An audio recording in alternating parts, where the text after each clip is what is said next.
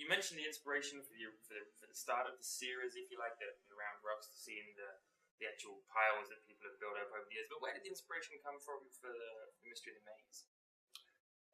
I think the same thing. I mean, once Dave and I started on this, I think there's so many things to write about.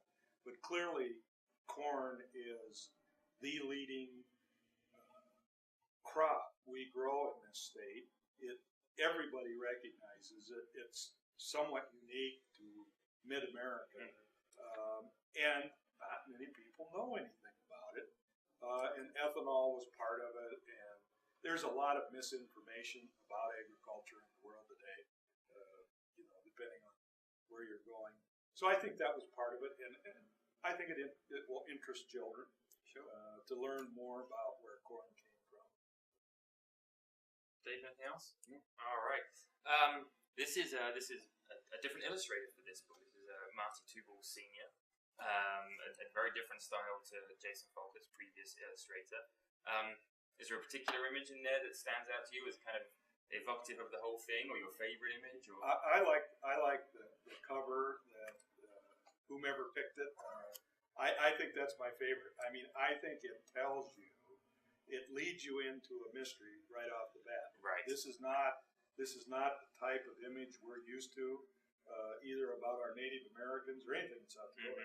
So I think that having a South Dakota flavor and putting that on there, Marty in his illustrations, that was great. And I just think the cover blew me away when you sent us the first draft. So that's my favorite, is the cover. No, and I agree. I think Marty Tubal's really captured, especially this one having such a large Native American component to it.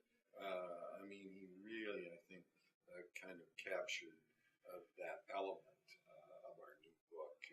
And really, we were both just emailed Marty and said how much we enjoyed and thought so highly of his illustrations. Yeah, he's done an excellent job. I think it's interesting you both pick out the cover there, because there's actually a little mystery right there on the cover. I don't think many of us have ever seen red corn. Yeah. And yet that's how it's meant to be. And one of the things that I attempted to do, Martin, is I wanted to raise some of the original corn last summer in anticipation of the book coming out, and for a lot of different reasons.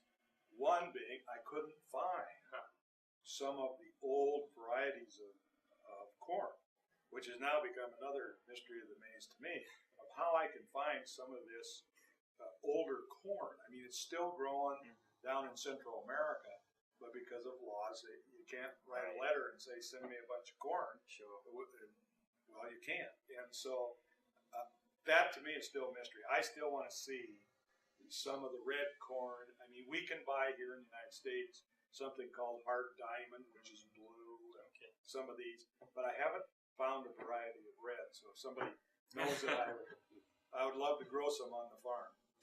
Excellent.